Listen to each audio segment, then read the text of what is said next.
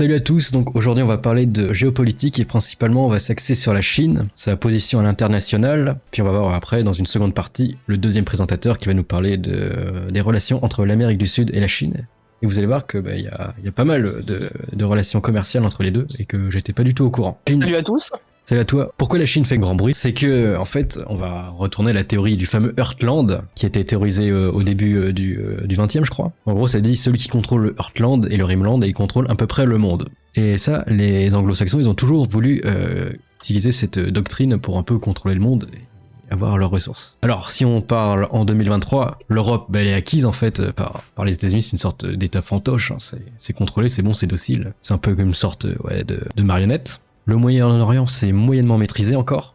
C'est toujours un peu le boxon. L'Inde, pas trop non plus. Afghanistan, c'est le Dawa. Et la Chine, c'est justement le gros morceau qui veut le faire tomber. C'est pour ça que, en fait, l'Europe a fait débrouillez-vous avec la Russie. Nous, on va se concentrer sur la Chine. C'est pour ça qu'on voit de plus en plus de drama avec le Pacifique. Dans le Pacifique, vous savez, escalade des tensions, Taïwan, la Corée du Sud, le Japon, tout ça. C'est en rapport avec la rivalité Chine. Et comme vous l'avez vu, je sais pas, mais il y a plein d'alliances navales qui se forment avec l'Australie, Nouvelle-Zélande, Royaume-Uni, et ça c'est un nom, je sais plus comment ça s'appelle, je sais pas si vous l'avez. AUKUS, voilà, c'est ça. Donc il y a pas mal... La France a été plus ou moins éjectée, on va dire. Oui, avec les sous-marins là. Ça. Voilà, ça il faudra en parler parce que c'est quand même quelque chose de, faut le dire, catastrophique pour la France. Mais oui, effectivement, il y a une grosse alliance navale qui se forme pour essayer de lutter contre l'expansionnisme chinois dans les mers du Sud. Oui, mais ça, c'est que des intérêts géopolitiques, hein. Même si la France vend des meilleurs sous-marins, OSEF... Pour ce qui est de la géopolitique chinoise, ce qui anime la Chine, c'est la volonté de redevenir la puissance centrale du monde. Voilà. C'est ce qui les anime au plus profond de leur être. Ils sont persuadés qu'ils vont arriver. Et peu importe le temps que ça prendra, parce que les Chinois ont aussi la notion du temps long. C'est pour ça que d'ailleurs Xi Jinping, quand il a fait son congrès, le 20e congrès il y a 2 ans, il a exposé son plan de développement de la Chine. Le dernier créneau et son dernier horizon du plan qui a été expliqué, c'est 2050. Hein. Donc ils ont vraiment le temps long, les Chinois. Ils sont patients. Voilà. Pour ce qui est de la géopolitique, évidemment, tout le monde le sait, la Chine a vocation à devenir la première puissance du monde et à remplacer les États-Unis. Par contre, le monde, et là je ne parle pas seulement des Européens et des Occidentaux, les autres pays du monde, qui ne sont plus aussi petits qu'avant, n'ont pas à vocation que la Chine devienne la première puissance. Donc, surtout les États-Unis. Surtout les États-Unis, mais il y a d'autres pays, il y a l'Inde. L'Inde et la Chine sont en conflit, et, voilà, ils sont juste à côté. Et vraiment, il y a eu des conflits il y a un conflit géopolitique assez lourd entre la Chine et l'Inde, notamment sur des questions de frontières. Il y a eu des escarmouches entre les deux pays. Hein. Il y a eu un moment, des soldats, il y a eu des soldats indiens qui sont battus avec des soldats chinois dans les montagnes. Il y a eu 24 morts. Hein. Battus à main nue. Faut quand même avoir un petit peu, faut avoir une certaine arme quand même, hein, pour massacrer ton voisin. Hein. Voilà. Donc, la Chine n'est pas stupide. Elle a compris que de toute façon, elle n'arriverait pas maintenant, aujourd'hui, à prendre une place prépondérante si elle annonce à tous les pays, nous on est les numéros 1, on sera les numéros 1, on est les plus forts, on est les plus forts. Donc, la géopolitique que joue la Chine, c'est la carte de la multipolarité. C'est-à-dire que la Chine dit au monde, écoutez, nous on n'a pas vocation à devenir les meilleurs, nous ce qui nous intéresse, c'est que le monde soit composé de nations, que les nations s'entendent entre elles et qu'il n'y ait pas de force majoritaire. Voilà, c'est le discours officiel de la Chine, hein, de manière générale en géopolitique. Et puis, d'un point de vue général, ce discours-là n'a pas vraiment fonctionné pendant des années. D'ailleurs, même au sein des BRICS, avant la guerre en Ukraine, c'était une association qui avait pas vraiment de substance, puisque ça rassemblait des pays, le Brésil, bon je connais un petit peu moins, donc je vais pas trop en parler, mais la Russie, la Chine et l'Inde, c'était 3 pays qui partageaient pas du tout les mêmes intérêts géopolitiques. L'Inde et la Chine étaient en conflit, la Russie essayait quand même de jouer la balance entre l'Europe et la Chine, puisque la Russie n'avait pas vocation à l'initial à être totalement dans les mains des Chinois, hein. C'était pas leur souhait, hein. Parce que la Chine et la Russie ont quand même pas mal de conflits entre eux, notamment par exemple la Sibérie. Voilà. Il y a pas une sorte de colonisation. Exactement. Avec la voilà, Chine, ça c'est un des ça exemples des points où la Russie et la Chine sont pas vraiment d'accord et où ils ont des conflits. En fait, la Sibérie, à cause de l'augmentation des températures, la vie est beaucoup plus difficile avant en Sibérie qu'aujourd'hui. Et notamment... Plus facile, c'est ça ? Plus difficile. Parce que notamment, il y a eu une invasion, par exemple, de moustiques. Ah, d'accord. Et beaucoup de vermines. Et la vie, il fait quand même froid en Sibérie. Et les Russes, qui se sont quand même enrichis avec les années, n'ont plus envie vraiment de travailler en Sibérie. Et de l'autre côté, vous avez les Chinois, qui, comme je l'ai expliqué, eux sont prêts à travailler, mais corps et âme. Voilà, ça leur pose pas de problème. Bah eux, ils sont bien d'accord pour venir en Sibérie et pour venir travailler. Et les Russes sont inquiets de ce phénomène, puisque maintenant, et on va parler un petit peu de la situation avant et après la guerre de l'Ukraine, maintenant qu'ils sont obligés de jouer l'alliance presque totale et ouverte avec la Chine, ils peuvent pas vraiment prendre des mesures pour empêcher cette espèce de colonisation discrète de la Sibérie. Et ce que craignent un jour les Russes, c'est que les Chinois en Sibérie devenus majoritaires demandent l'indépendance. Voilà. Et ils savent que les Chinois ont le temps long, donc ils savent que c'est pas demain, c'est pas dans 2 ans, c'est pas dans 3 ans, c'est pas dans 5 ans, peut-être dans 10 ans, dans 20 ans. Donc, il y avait cette dynamique qui existait dans le monde, et c'est pour ça qu'en fait, dans le monde, les pays suivaient pas trop la Chine. Parce que quand même, la Chine avait ce côté effrayant. Et puis, est venue la guerre en Ukraine.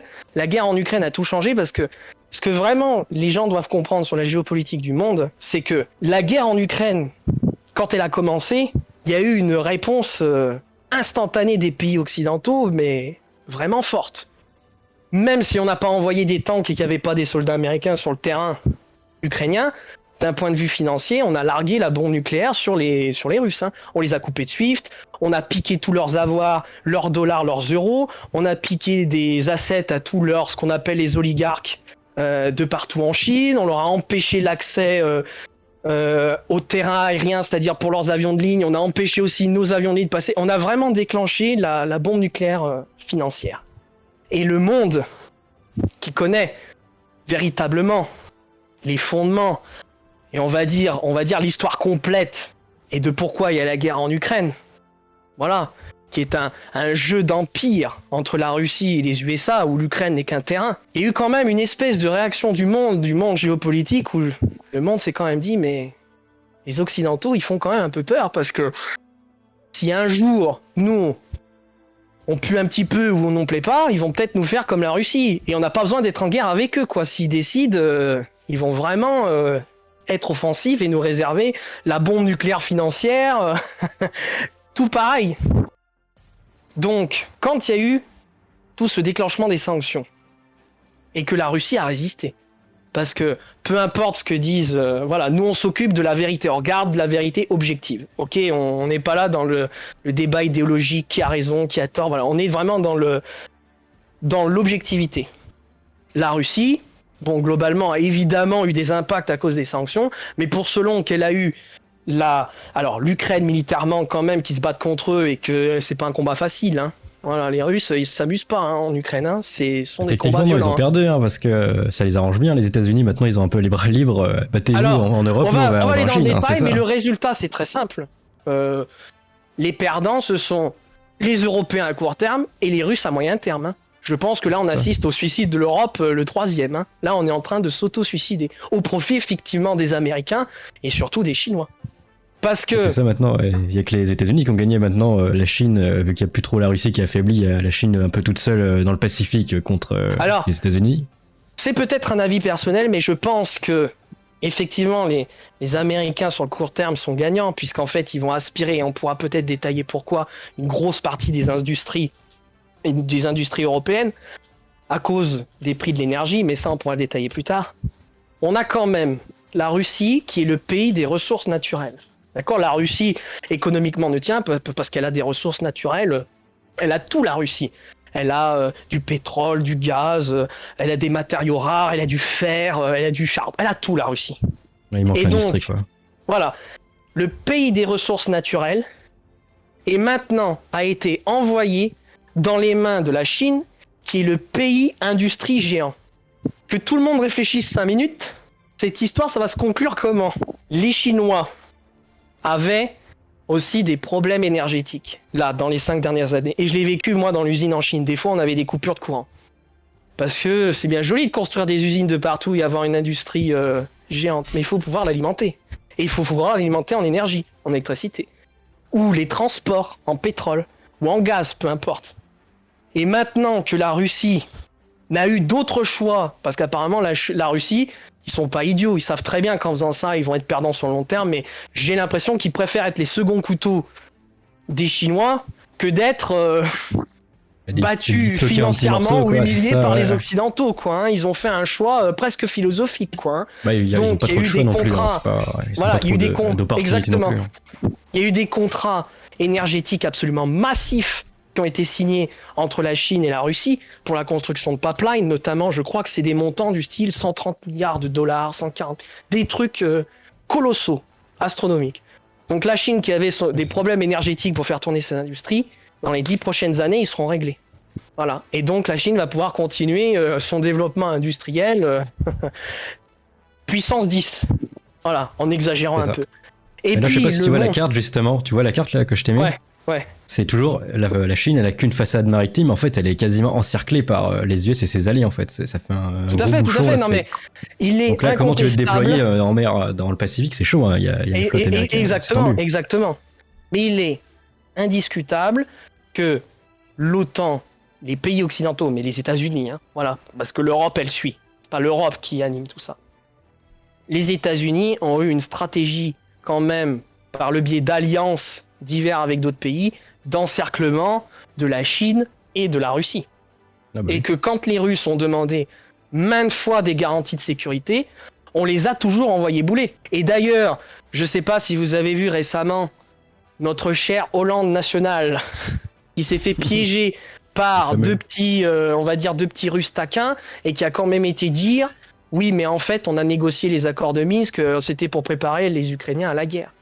Et que peu importe, on va dire, l'attrait des gens en politique, les pays du monde regardent ça avec leur intérêt en tête. Et là, il y a eu vraiment récemment une volonté du monde d'écouter la Chine, puisque tout le monde est en train de se dire mais c'est vrai que les Occidentaux, ils sont un peu frappadingues, et que si on n'a pas de contrepoids, peut-être que ce qui arrive à la Russie, ils nous feront la même, quoi. Hein. Et puis personne ne peut discuter que, effectivement, dans les dernières années, malheureusement, le camp occidental et particulièrement les États-Unis n'ont pas vraiment réussi à apporter de stabilité au Moyen-Orient ou dans les pays où ils sont intervenus. Hein. Il y a eu énormément d'échecs. Hein. Donc le monde regarde ça d'un très mauvais œil. Et alors que les BRICS n'avaient pas de substance à l'époque, depuis la guerre en Ukraine, les pays ont l'air de se mettre d'accord. Vraiment dans une optique de on s'aime pas, mais il y a quelqu'un de plus menaçant à côté, donc il faut qu'on s'entende, quoi. Hein. Et que par exemple, quand vous avez l'Inde et la Chine qui peuvent pas se piffrer, voilà, c'est la vérité, ils peuvent pas se piffrer, hein, se mettre d'accord pour échanger de l'énergie ou des produits avec leur monnaie nationale en abandonnant le dollar, c'est un bouleversement géopolitique majeur. Il y a 10-15 ans, c'était impensable. C'était impensable. Et aujourd'hui, ça apparaît. Et la Chine se place dans une position géopolitique très intelligente, puisqu'ils disent au monde, et particulièrement aux pays qui ont qui ont certainement souffert parfois de l'intervention occidentale. L'Inde, justement, par exemple, elle a vécu un cas assez similaire avec les Britanniques. Hein. Exactement. Et d'ailleurs, on parle de l'Inde. Vous regardez le cinéma indien, quand les cinémas indiens, les films parlent de la colonisation anglaise, les Anglais, voilà, je veux dire, les soviétiques, les stalinistes, tout ça, c'était des petits jojos. Hein. Ils sont dépeints comme des monstres sanguinaires. Voilà, les Indiens ont gardé en tête quand même ce que c'était la colonisation, quoi. Voilà, peu importe la vérité. Si c'était vraiment si terrible que ça ou pas, c'est en tout cas comment ils le présentent. Donc, vraiment, il y a une espèce de basculement du monde où l'Occident est en train, en réalité, de se retrouver plus ou moins isolé.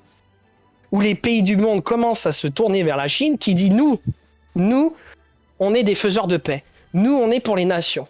Et on va faire la paix. Et le grand projet fédérateur pour la Chine, c'est la nouvelle route de la soie.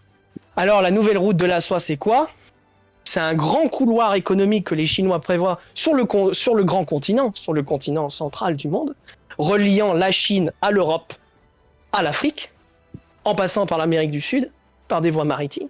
sur lequel les Chinois seraient les grands fédérateurs, les grands protecteurs, et, on va dire, viendraient tirer les ficelles économiques sur cette grande ligne d'approvisionnement de bout en bout. Ce seraient eux les grands fédérateurs. Alors, et on comprend tout de suite la stratégie chinoise. Si vous voulez établir un grand chemin commercial, vous n'avez pas envie qu'il y ait des bombes qui tombent à droite à gauche de votre route. Il faut quand même qu'il y ait une certaine stabilité. C'est sûr. Donc, quand les Chinois font la paix et arrivent à médiationner, on va dire, la paix entre l'Arabie Saoudite et l'Iran, c'est pour préparer ce projet-là. Ça a fait grincer des dents les États-Unis hein, quand ils se sont réconciliés là, ils pleurent. Ah mais qu'ils sont réconciliés, c'est quelque chose de terrible parce que l'Arabie Saoudite c'est une création américaine, hein, il faut être honnête. C'était même appelé à l'époque le 12e État américain ou le 11e État américain, je sais plus, mais c'était une construction américaine et historiquement c'était vraiment les alliés des Américains. Voilà, parce que chiites et sunnites pouvaient pas se blairer. Voilà, notamment l'Iran. Hein. Voilà.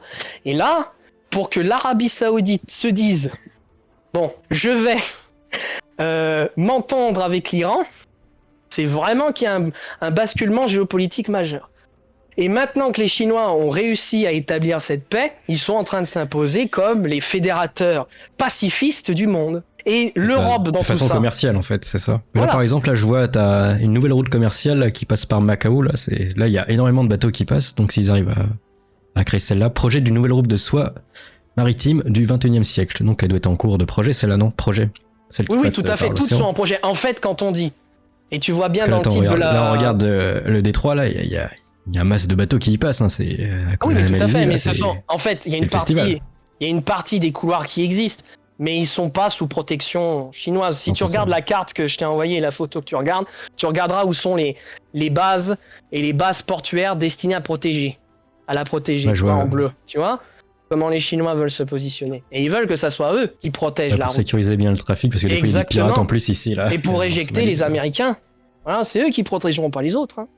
Et ce qu'il faut comprendre sur l'économie du grand continent, même l'économie mondiale, c'est que l'Occident est déjà en minorité. 50% du PIB mondial, c'est en Asie. Hein. C'est plus en Europe. Hein. Europe, Occident. Donc il y a déjà eu un basculement du monde, mais nous, on tarde à le comprendre. On tarde en fait à comprendre que cette espèce... on va dire, de bloc occidental, moralisateur aussi, ce qui a tendance à agacer beaucoup les pays, où on a tendance à arriver dans les... Oui, mais les gens ils commencent à se douter qu'à chaque fois il y a une excuse moralisatrice pour déclencher et donc, un autre truc avec des intérêts géostratégiques. Exactement. Et on commence à apparaître vraiment comme une menace. Et c'est pour ça que un monde qui normalement pourrait jamais s'entendre, voilà, je reparle encore de l'Inde et de la Chine, parce que ce sont quand même deux géants, qu'ils arrivent à s'entendre, c'est extraordinaire. On m'aurait demandé il y a 5 ans, j'aurais dit c'est impossible. Honnêtement, hein, d'un avis personnel. C'est vraiment que les Indiens doivent sentir le vent tourner pour qu'ils prennent cette décision. Hein. Véritablement. Et l'Europe dans tout ça, malheureusement, l'Europe est dans une position très mauvaise, puisque à cause de la guerre en Ukraine, des décisions qui sont avérées mauvaises, il faut être honnête, nous on regarde que le résultat économique. Hein. Voilà, ils sont en train d'affaiblir l'Europe. L'Europe est dans une position où... elle va falloir qu'elle fasse un choix, c'est-à-dire soit de rester avec les États-Unis, soit de switcher de camp. J'exagère un petit peu, mais en tout cas, sur ce que les politiciens européens et l'Union européenne est en train de dire, c'est pas le projet. Hein. Le projet, c'est de rester dans le bloc occidental et de suivre la géopolitique américaine. Et là, tu mets une photo qui est très intéressante et que tout le monde doit regarder. Quand Macron est venu visiter la Chine avec Madame van der Leyen, bon... désolé, ça m'agace un petit peu, parce que quand les Allemands étaient venus il y a pas si longtemps, il y avait pas Macron, il y avait pas Van der Leyen, et il y avait pas de drapeau européen. Mais soit dit en passons sur ces détails. Si tu observes bien, les Chinois sont toujours amateurs de la symbolique, ils font rien au hasard. Xi Jinping, il s'est placé où? Il s'est placé au plus près de Macron. Au plus près de Macron et au plus loin de Van der Leyen. Et si tu regardes, je t'ai filé la photo de la table, aussi tu sais, ils ont mis une grande table. Mais la table avec l'herbe moche. Exactement. Là. Van der Leyen est à équidistance avec Macron, avec la Chine. Donc, à la fois, en se mettant à côté de Macron, Xi Jinping envoie le signal en disant « Moi, je veux traiter avec les États, je traite pas avec l'Union européenne. » Pour moi, ça veut rien dire. Voilà. Et dans cette image que je pense, et ce que beaucoup d'analystes ont dit, c'est que ce que Xi Jinping a voulu montrer, c'est que à la fois, la Chine était éloignée de la France, mais que la France était aussi éloignée de Madame von der Leyen, de l'Union européenne. Aussi, ouais. Voilà, il y a toute cette symbolique. Et d'ailleurs, Madame von der Leyen, quand elle est partie de Chine, la Chine ne lui a donné aucun honneur protocolaire destiné au chef d'État. Elle est repartie en vol commercial, hein, et elle a été fouillée pour savoir si elle avait des armes ou des bombes ou des machins. Hein. Ah, ça, voilà. C'est la PLS. Ah là, c'est la PLS, hein, surtout que von der Leyen est apparemment plutôt vaniteuse. Hein, c'est apparemment, d'après les témoignages qu'on a de certaines personnes qui la connaissent, c'est quelqu'un qui est très orgueilleuse. Je pense que ça n'a pas dû lui plaire. Hein. Ah non. Voilà. Donc, il y a ce message qui est envoyé par la Chine en disant, nous, on veut traiter avec des États, on veut pas traiter avec des espèces, soit des fédérations, soit, enfin, des institutions supranationales qui représentent personne, ou alors des États qui sont en fait plutôt fantômes et plus maîtres de eux-mêmes. Hein. Voilà, c'est plutôt ça le message qui a été envoyé. Et... Comme la fameuse ONU hein, qui condamne, bon, en fait c'est juste les pays occidentaux qui condamnent, ça c'est drôle aussi. Exactement, ou la Cour internationale, la Cour pénale internationale. Tu sais pas ce que c'est, ça condamne, mais tu sais pas à quoi ça sert, mais c'est là. Non, mais ça condamne. Tout ça, c'est ce que je rejoins quand je parlais du pragmatisme chinois. Nous, on perd notre temps. Enfin, je fais pas de jugement, c'est vrai que là je mets un petit peu mon avis personnel, mais on va essayer de rester objectif. On est quand même, en Europe et les pays occidentaux, pas les anglo-saxons, hein, les Américains, après que leur décision soit bonne ou pas, ils sont quand même pragmatiques. Ils sont pragmatiques aussi. Hein. Voilà, ils sont pragmatiques aussi. Mais nous, particulièrement en France, on est sur la posture. Voilà, on est sur la parole, la posture. Voilà, on dit des choses, mais ça n'a pas l'air après de découler vraiment de plans. Voilà, surtout que la France à l'international a quand même énormément perdu diplomatiquement. Oui, là. Par exemple, quand les États-Unis disent je condamne l'Ukraine, après on envoie des armes, ça c'est rentable, tu vois, parce que ça va affaiblir la Russie forcément. Mais nous, quand on dit on condamne la guerre en Ukraine, et puis l'Allemagne après elle se retrouve dans la merde parce qu'il n'y a plus le gaz russe, tu vois, c'est débile en fait. C'est débile, mais tout à fait. Mais en plus, nous en France, on a une espèce de position bizarre. Un jour, nous on dit, et quand je dis nous, c'est le président Macron, mais un jour nous on dit on condamne, l'autre jour on dit oui, mais faut pas humilier la Russie. Un jour on dit oui, mais on est quand même occidentaux, on est avec nos meilleurs alliés les Américains, et un autre jour. Là, à la sortie justement du meeting avec Xi Jinping, Macron a dit faut qu'on cherche une position indépendante, faut pas qu'on suive forcément les Américains. On est en train de dire tout le temps nous blanc ou noir quoi, constamment. Et diplomatiquement parlant, la France a vraiment été humiliée plusieurs fois là dans le monde, hein, ce qui prouve quand même que les pays du monde regardent plus les pays occidentaux comme étant des forces majeures du monde quoi. Hein. Ce sont vraiment on a été relégué quand même, il faut être honnête, plus ou moins au rang quand même d'État sous influence et domination américaine. Parce que quand même, Macron a fait sa tournée en Afrique. Bon, Macron a fait quand même des erreurs diplomatiques assez sévères. Enfin, quand il a été voir le président, je crois que c'était du Congo, si je me trompe pas, hein, oui, qui lui dit on s'en souvient. Ah, mais vous avez pas défendu votre souveraineté. On fait pas ça en diplomatie. Personne ne fait ça. Et d'ailleurs, le président là, du Congo l'a rose-biffé en lui expliquant globalement avec les histoires de vote de Chirac, etc. Vous faites du 2 poids 2 mesures, hein, vous êtes toujours là en train de venir donner des leçons, balayez devant votre porte. Quoi. Ça a fait rire un peu le monde. Hein. Et quand on regarde la presse internationale, parce qu'il faut regarder par exemple la presse indienne, la presse vietnamienne, il faut regarder les presses internationales, ce qu'elles disent, parce que très souvent, elles traduisent à la fois la position du pays et, on va dire, l'esprit général sur la situation des populations. En Inde... Si on veut avoir une source fiable, il faut de toute façon croiser un peu tous les presses de tous les pays, mais c'est hyper long en fait. Ah mais c'est hyper long, mais si on est curieux, il faut prendre le temps. Après, il faut avoir le désir de bien s'informer. Mais en Inde, par exemple, bon, les news présentent la Russie comme une victime et les Occidentaux comme des crétins et les États-Unis comme des espèces de maîtres marionnettistes machiavéliques, quoi. Hein. Oui. Voilà. Donc après, jusqu'où c'est la vérité, peu importe. Ça traduit plus ou moins la position et la vision, on va dire, politique du pays sur la situation. Et je t'ai envoyé une autre image qui est quand même catastrophique, c'est que si effectivement cet isolement occidental, pas celui-là, c'est un autre sur les réserves pétrolières, voilà celle-là. Si l'isolement de l'Occident se concrétise, c'est-à-dire que vraiment on se retrouve dans un camp aliéné par toutes les autres puissances multipolaires du monde, qui ne seront pas forcément en alliance militaire, mais qui seront, on va dire, contre la politique occidentale. Si on regarde, par exemple, ça c'est simplement le pétrole. Si on regarde les réserves naturelles de notre, on va dire, alliance, vous voyez qu'en 2030, US, le vert, ça devient tout fin, l'Europe, il n'y a plus rien. Bon, la Russie, ça diminue, mais vous regardez les autres, le Moyen-Orient, les autres, et ce qu'on appelle... Alors, j'ai pas le bas de l'image, j'ai pas l'image, donc j'ai pas toute la légende. Mais on se rend compte qu'en fait, on est en train de s'enfermer plus ou moins dans une configuration géopolitique où on va manquer de matières premières. Hein. Mais t'es sûr, les US, ça descend super vite parce que c'est les premiers producteurs à l'heure actuelle et ils ont énormément de prix. Les premiers producteurs, tu peux aller d'ailleurs sur Wikipédia en tapant pic pétrolier, ils ont évité la baisse de production parce qu'ils ont développé le pétrole de schisme. Ce qui est venu prolonger la productivité des sols américains sur le pétrole, mais à moins qu'on découvre soit une nouvelle méthode d'extraction qui est possible. C'est possible, hein. Ou alors qu'on devienne plus efficace ou whatever. En tout cas, si la technologie reste pareille et qu'il n'y a pas de grande évolution, tu regardes tout en bas. Voilà, c'est ce graphe-là. Juste en dessous, là, voilà. En dessous du gris, voilà. Juste en dessous du gris, celui-là. Ça, c'était par la théorie, je me rappelle plus du théoricien qui avait anticipé le pic pétrolier. Et la courbe verte, c'est la courbe réelle de la production américaine de pétrole. Et la fin de la courbe, c'est quand ils ont commencé l'exploitation du pétrole de schisme. Ouais, ça les a bien sauvés, ils sont moins dépendants. Donc ça les a sauvés. Ça, ouais.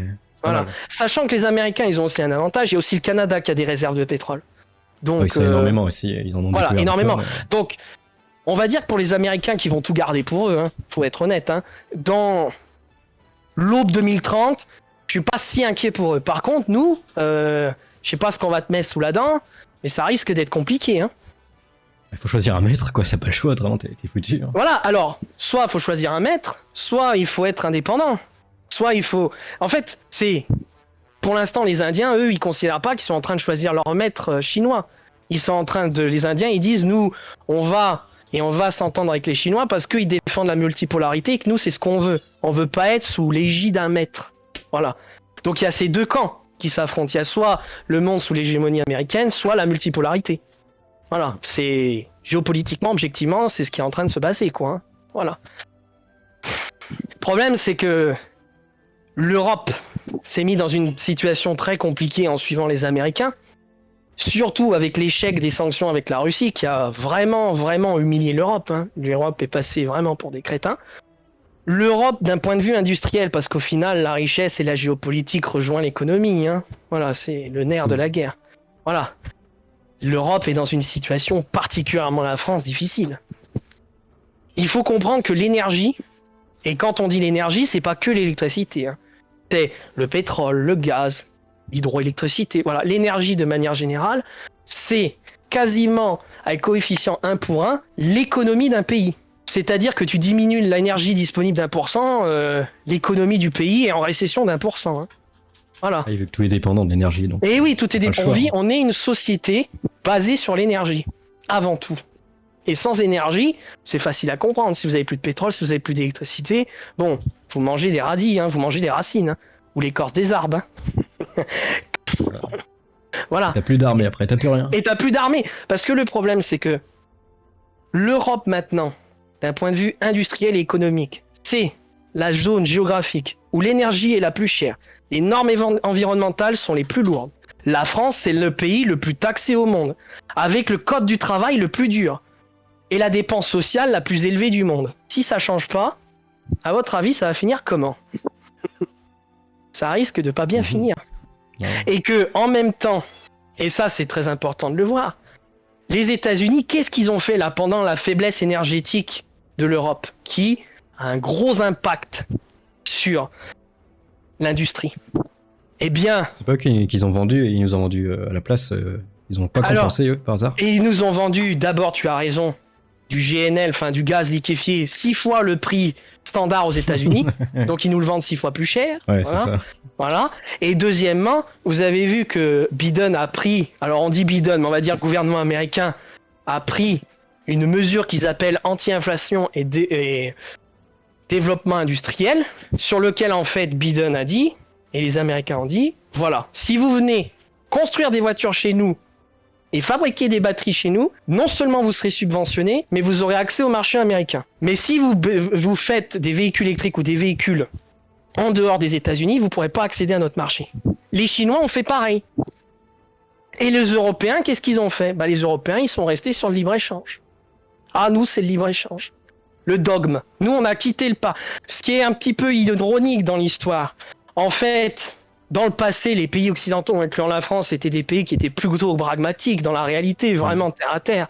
Et les pays qui étaient l'URSS et les pays communistes, c'était ceux qui étaient dans le dogme. Si le communisme marche pas, c'est qu'il n'y a pas assez de communisme. Et le monde, l'histoire est toujours ironique, on dirait qu'il y a eu une espèce d'inversion. Et les ex-pays dogmatiques qui, je pense que c'est très simple, ils ont tellement souffert du dogmatisme communiste, faut se rendre compte que la vie par exemple, sous Mao, elle était terrible. Je pense que personne ne peut l'imaginer. La mère de ma femme, qui est chinoise, elle a environ 60 ans. Elle est née juste après la famine, qui a eu la grosse famine de Mao à cause du grand bond en avant. Alors très rapidement, c'est quoi le grand bond en avant? C'est la Chine qui a décrété, Mao, qui a décrété que pour industrialiser son pays et rattraper l'URSS, il fallait produire de l'acier en grande quantité. Rien de plus, C'était ça, sa démarche. On appelle ça le grand bond en avant. Et pour fabriquer de l'acier, Mao Tse-tung a eu la super idée de sortir des communautés des espèces de... Voilà, les agriculteurs, les espèces de communes agricoles, les paysans, d'utiliser les outils agricoles pour faire de l'acier. Sauf que la production alimentaire a chuté comme c'est pas permis, et il y a eu une famine, mais terrible, de 50 à s'estimer entre 50 et 100 millions de morts. C'est un truc terrible. C'est un truc terrible. Et je reprends sur ce que je disais, la mère de ma femme qui est née après la grande famine, donc c'était après que ça soit fini. La vie était quand même dure. Des fois, il lui est arrivé, elle m'a raconté que parce qu'elles n'avaient pas suffisamment mangé, ils mangeaient les écorces des arbres. Oh oui, ça, c'est possible. Donc c'était vraiment... Personne... Je pense que même nous qui avons vécu, même avec toutes les difficultés qu'a la France, on peut pas... Et c'était la même chose pour l'URSS. On ne peut pas imaginer la vie difficile que ces pays ont vécu. Et que les dirigeants ont vécu. Voilà, ça, faut le dire, c'est la vérité. Et je pense que quand même, et l'URSS, c'est la même chose, quand il y a eu la chute de l'URSS dans les années 90, il n'y avait plus rien, plus de police, tout était corrompu, les professeurs étaient payés en bouteilles de vodka, c'était la folie furieuse, quoi. Voilà. Et je pense que ces pays-là sont vaccinés du dogme idéologique. Voilà. Et nous, c'est l'inverse. On est en train de repasser dans le dogme. Voilà, on prend des décisions... Un peu plus moderne, un dogme un peu plus moderne. Voilà, on va dire c'est un peu plus moderne. Vive la liberté. Et par exemple, je vais revenir sur le sujet dont je voulais en venir avant de reprendre sur le dogme. Quand on parle de libre-échange en Europe, on est dogmatique. On parle du libre-échange, faut le libre-échange, faut le libre-échange. On veut rester dans le libre-échange, mais les autres pays pratiquent pas le libre-échange. Et par exemple, là, sur ces industries automobiles, si nous, on n'a pas de réaction, qu'est-ce qui va se passer? Les entreprises vont avoir le choix. Qu'est-ce que je fais? Je produis en Europe, où le coût du travail est très élevé, les normes environnementales sont élevées, le code du travail c'est l'un des plus difficiles, l'énergie est la plus chère, donc l'industrie est la plus chère, et si je produis en Europe, j'aurai pas accès au marché chinois, j'aurai pas accès au marché américain. Qu'est-ce qu'ils vont faire à votre avis, les industries? Elles vont partir. Elles vont aller ailleurs. Et c'est comme ça. Tu te mets une balle dans le pied avec ta propre. Voilà, mais si on tirait, non, c'est pas une balle dans le pied qu'on s'est tiré, c'est une balle dans la tête. Oui. Voilà. Et pourquoi on est arrivé à cette situation géopolitique, c'est important de le parler. Alors, si tu peux sortir les diagrammes sur l'Allemagne. Tu vois. Alors, par exemple, celui-là, très intéressant. Alors, je pense que tout le monde est d'accord qu'à l'époque de Merkel, la politique européenne, c'était Madame Merkel. Et c'était l'Allemagne. Voilà, je pense que même si la France avait de l'influence, la dynamique était quand même donnée par l'Allemagne. Quand l'Allemagne et le fameux couple franco-allemand, qui fonctionnait plus ou moins jusqu'à l'arrivée de Olaf Scholz, voilà. Qu'est-ce qui s'est passé au moment de l'arrivée d'Olaf Scholz? Olaf Scholz a commencé à réfléchir, donc l'ancien chancelier allemand avant Angela Merkel, qui a passé d'ailleurs toutes les réformes pour moderniser l'économie. Donc ça veut dire diminuer les dépenses sociales globalement. Voilà, c'est politique d'austérité. Il a réfléchi un petit peu en stratégie et s'est dit mais quand même, on se tourne beaucoup vers la France alors que nous, en Allemagne, on a quand même des possibilités, on a un savoir-faire industriel et ça va pas se passer éternellement. Le monde va pas éternellement se passer juste dans l'Europe et les États-Unis. Il y a un moment, ça commencera un petit peu à se diffuser dans le monde. Et Olaf Scholz a commencé une certaine politique pour essayer d'ouvrir l'économie de l'Allemagne aux marchés internationaux. Ça a été la première étape. Je ne vais pas rentrer dans le détail parce que ce qu'a fait Olaf Scholz, c'est pas si intéressant. C'est juste intéressant pour comprendre que c'est là où l'Allemagne a commencé à se poser la question. Bah là, pourquoi je regarde sur ton diagramme, taux de croissance en export, il descend en fait. Alors, on va expliquer. Tombe. Je vais venir, hein. C'est juste que je vais expliquer vraiment pourquoi c'est comme ça. Ouais, Quand Merkel est arrivée au pouvoir, Merkel, elle a établi une stratégie économique et politique en plusieurs axes. Et une fois qu'on aura vu tous les axes, tout le monde va comprendre. Premier axe, c'était le développement économique. Merkel a compris que le futur de l'économie, c'était en Asie et particulièrement en Chine. Et donc, dans son économie, elle a cherché à développer activement les relations économiques avec la Chine. C'est pour ça que l'Allemagne avait d'ailleurs été la première à pousser l'entrée à l'OCDE de la Chine dans le groupe. Et donc, l'Allemagne a toujours orienté son économie pour l'exportation vers la Chine. Ça, c'était le premier axe. C'est le premier axe de développement économique. Ensuite, l'axe politique. Il faut comprendre quand même que l'Allemagne, à cause de la Seconde Guerre mondiale, c'était un pays qui, moralement, a été écrasé. Voilà. Je pense que, en termes de pays moralement écrasés, il n'y a pas d'équivalent. Hein. Je pense que vraiment, ils ont eu...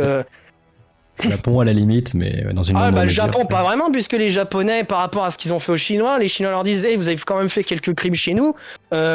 Je vous invite à lire un livre qui s'appelle, alors je peux pas le dire, je voudrais pas, on va dire, mettre des mots interdits, mais on va dire, le corps à corps non consenti de Nankin. Vous allez lire le livre, vous allez comprendre à quel point les Japonais, c'était quand même pas des rigolos. Hein. Voilà. Les Chinois, plusieurs fois, ont dit aux Japonais, il faudrait quand même que vous présentiez des excuses et que vous admettiez que vous avez fait quand même des choses pas très jolies. Les Japonais, depuis, répondent non, moi, nous, non, on n'a rien fait. Non, c'est pas vrai. Les Japonais ont jamais vraiment admis qu'ils avaient fait des choses terribles. Même si la population le sait quand même. Ça n'a pas été aussi violent que l'Allemagne, parce que ce qui s'est traduit en Allemagne, l'écrasement moral, c'est qu'il y a eu le nationalisme était interdit, quoi. Hein. En Allemagne, on comprend qu'à la sortie de la Deuxième Guerre mondiale, dire vive l'Allemagne, l'Allemagne forte, l'Allemagne première du monde, c'était quand même un peu difficile. Au Japon, ça c'est pas un problème. Voilà. Et c'est toujours un problème aujourd'hui. Les Allemands sont quand même particulièrement vigilants sur ce point-là. Donc politiquement, l'Allemagne pouvait pas, en son nom, venir essayer de peser de tout son poids comme force politique. Et que ce qu'ils ont utilisé, et que l'Union européenne était quand même une très bonne opportunité, parce que ça leur permettait de faire jouer leur politique au nom de l'Union européenne, et en réalité que leur politique en Union européenne, c'était pour les intérêts de l'Allemagne. Donc ils ont utilisé l'Union européenne comme pouvoir politique, comme alibi de pouvoir politique. Et je pense que personne ne peut le renier, surtout quand on voit les résultats aujourd'hui. Donc pour le pouvoir politique, c'était l'autre axe. Pour l'énergie. Attends, petite intervention, il faudra que tu finisses dans 7 minutes environ, vers 30. Ah ben on va finir très vite. C'est le deuxième intervenant. Il n'y a aucun problème, on finit très vite. Je finis les axes et ça sera la fin de l'Allemagne. Ça sera la fin en tout cas de la partie sur l'Allemagne et sur la géopolitique Europe-Asie. L'axe énergie, l'Allemagne n'avait pas un système énergétique aussi performant que la France. Ils avaient des centrales nucléaires, mais c'était pas aussi bien développé et aussi rentable que la France. On va pas rentrer dans le détail. Donc, le seul pays qui pouvait leur offrir une énergie pas chère, c'était la Russie. Et qui en plus, les Allemands ont pensé, si on maintient et qu'on a des relations commerciales avec la Russie, on arrivera à maintenir la paix. Et on arrivera plus ou moins à faire entrer la Russie dans le concert des nations, en tout cas dans le concert de l'Europe. Voilà, et ça devrait se passer plutôt bien. Et pour la défense... Ça ne plaît pas aux États-Unis, ça. Alors, ça ne plaît pas aux États-Unis, tout à fait. Et pour la défense... Et pour la défense, parce que quand même, c'était un avantage économique incroyable, ils ont dit la défense, ça sera l'OTAN. C'est pour ça que d'ailleurs, le lendemain... Et ça remonte pas à Merkel, c'est même d'avant. Si vous lisez, je crois que c'était De Gaulle de Perfit, quand... les Allemands, après que De Gaulle avait signé le traité de l'Élysée, dont le but c'était d'essayer d'avoir une coopération qui nous rendrait indépendants des États-Unis, et que les Allemands ont fait modifier le traité en incluant l'OTAN et les Américains dans le traité. D'ailleurs, De Gaulle, je crois que la citation exacte c'était de Gaulle, c'était « Les Allemands ont été mon plus grand espoir et finalement ils ont été mon plus grand désappointement ».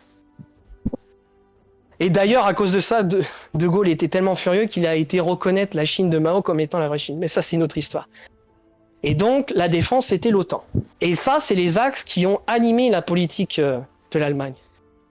Et l'Europe a été toujours très faible face à l'industrie chinoise qui est venue prendre énormément de parts de marché, parce que si vous regardez le diagramme rouge et orange, jusqu'en 2022, parce que 2022, il y a la guerre en Ukraine qui a changé la donne, mais avant 2022, l'Allemagne était bénéficiaire des échanges commerciaux avec la Chine. C'est le seul pays comme ça. La Chine exportait moins qu'elle importait de l'Allemagne.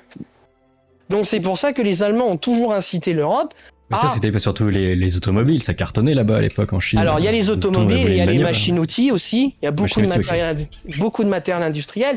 Après, on regarde en valeur, en termes de valeur, c'est quand même l'un des seuls pays qui systématiquement est bénéficiaire du commerce international avec la Chine. Tous les autres bénéficiaires, tous les autres pays de l'Union européenne sont déficitaires du commerce avec la Chine. Et donc, comme l'Allemagne, ça a toujours été la force majoritaire dans l'Europe, et qu'elle a poussé au libre-échange, et j'avais mis un article avec une photo où en 2018, lors d'une rencontre avec Pékin, Merkel défendait le libre-échange, et l'année juste avant, et c'est l'article et une photo que je t'avais montré, juste avant le départ de Merkel, elle avait signé un accord avec les Chinois pour autoriser et faciliter les investissements chinois en Europe. Et c'est un traité qui avait été jugé très défavorable à toute l'Europe, sauf l'Allemagne. C'est un autre article. Et pour rebondir ce que je te disais, ça n'a jamais plu aux Américains. T'as tout à fait raison. Et d'ailleurs, dans le livre Le Grand Échiquier du Monde, qui est un livre très intéressant de Brzezinski, qui était dans l'administration d'Obama, la stratégie américaine a toujours été de trouver un moyen de garder séparé l'industrie allemande des ressources naturelles russes. Parce que les Américains ont toujours eu peur que le mariage des deux ferait une superpuissance qui pourrait venir détruire leur hégémonie.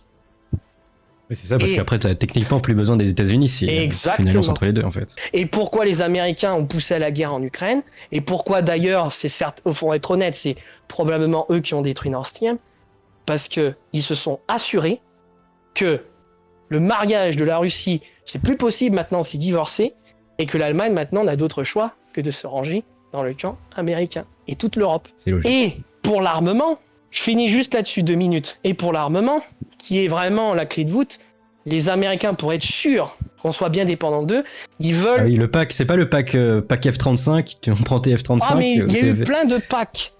Les Américains, après, ils sont venus nous piquer nos offres de marché. Par exemple, en Suisse, je sais plus comment c'était, les Suisses étaient d'accord pour nous acheter des Rafales. Biden a été visité 2 jours, et après les Suisses ont dit, finalement, on achète des F-35. Ils ont fait ça en Pologne, ils ont fait ça en Suisse, ils ont fait ça en Espagne, et là, dernièrement, ils ont fait ça avec un pays d'Amérique du Sud, je crois, qui devait nous acheter des Rafales, et les Américains ont réussi à détruire le deal, et ça sera des F-16. Et vraiment, je vais essayer d'être très bref pour finir sur l'industrie de l'armement française. Le problème de l'industrie de l'armement française, c'est que l'industrie française de l'armement est trop grosse par rapport aux capacités financières de la France à investir dans l'armée. Pour se maintenir, l'industrie française a besoin de vendre du matériel militaire. Sinon, elle ne peut pas se maintenir. Elle ne peut pas maintenir à la fois la production et l'innovation. On n'a pas assez de budget. Et c'est pour ça que les Européens et les Français ont toujours essayé de pousser à la défense stratégique, à être dans l'Union Européenne, parce que l'idée à la base, c'était de dire, on va se mettre tous ensemble en Europe, on va s'isoler des États-Unis, et nous, on a une industrie de l'armement, on va vendre à tout le monde. Ils l'ont dit, mais ils l'ont pas fait, ça. Donc bon. Et ils l'ont dit, mais ils l'ont jamais fait. Et quant aux CUS, c'est-à-dire qu'ils nous ont piqué le gros contrat des sous-marins, les Français n'étaient pas contents. L'une des rares fois où ils ont un peu rouspété, c'est dire qu'en fait c'était très mauvais pour la France. Hein. Parce que vous voyez, Nord Stream, personne ne dit rien. Hein. Voilà, c'est un peu étrange quand même. Hein. Voilà. En fait, les Français ont rouspété parce que quand les Américains ont piqué le dossier aux Français, ils ont en réalité condamné à moyen et long terme la marine française, puisque sans ce contrat, il sera très difficile pour la France de maintenir à la fois une industrie maritime et l'innovation nécessaire pour faire évoluer cette industrie maritime. Et si jamais la technologie française ralentit par rapport aux Américains, aux Chinois, aux Russes et aux pays du monde, on comprend bien que dans le futur, plus personne nous achètera d'industrie, je veux dire de sous-marins ou d'industrie militaire marine. Et donc c'est un coup, c'est comme si en gros les Américains avaient un peu voyagé dans le futur, puis ils avaient mis des bombes dans nos usines dans 10 ans quoi. Hein. Voilà, c'est pour ça que les Français ont rouspété. C'est pas con. Hein. Mais tout à fait. Et donc ça veut dire que les Français et les Européens, s'ils veulent de l'armement, ils vont se tourner vers qui ? Apparemment pas vers les Chinois, et pas vers les Russes. Donc ils vont se tourner vers qui? Vers les Américains. Donc Pas le choix. on sera sous influence américaine, armement américain, sachant que la loi américaine oblige que tout armement avec une puce, ne serait-ce qu'une puce américaine, il faut l'autorisation des Américains pour l'utiliser. Donc on sera un continent totalement sous dépendance américaine, quoi. Tout point de vue économique, énergétique, militaire, industriel. Et c'est pour ça que nous, on va être perdants, que les Russes sur le long terme seront perdants avec la Chine, parce que forcément, sans le jeu d'équilibriste entre l'Europe, les États-Unis et la Chine tomber dans les mains de la Chine, ça veut dire qu'ils vont pas pouvoir dire non au projet de route de la soie. Donc ça veut dire que toute leur influence en Asie centrale, eh ben, elle sera plus, on dirait, sous leur influence, mais plutôt sous l'influence des Chinois. Je pense qu'on assiste, en tout cas d'un point de vue de l'Europe, au 3e suicide de l'Europe. Russe ou européen, hein. Donc les pro-Poutine, les pro-Europe, les pro-Macron, je vais tous vous mettre d'accord, hein. On va tous, dans 10 ans, on va tous chialer, hein. Ça c'est certain, hein. Préparez-vous. Et on va chialer dans des voitures, si on en a encore, et des maisons chinoises, hein. Ou américaines, mais pas des productions françaises, hein. Voilà. Donc je terminerai là-dessus. Je pense que géopolitiquement, aujourd'hui, on assiste au 3e suicide de l'Europe. Voilà. Ce sera ma phrase de Très bien. C'était très intéressant. Merci à toi. De rien.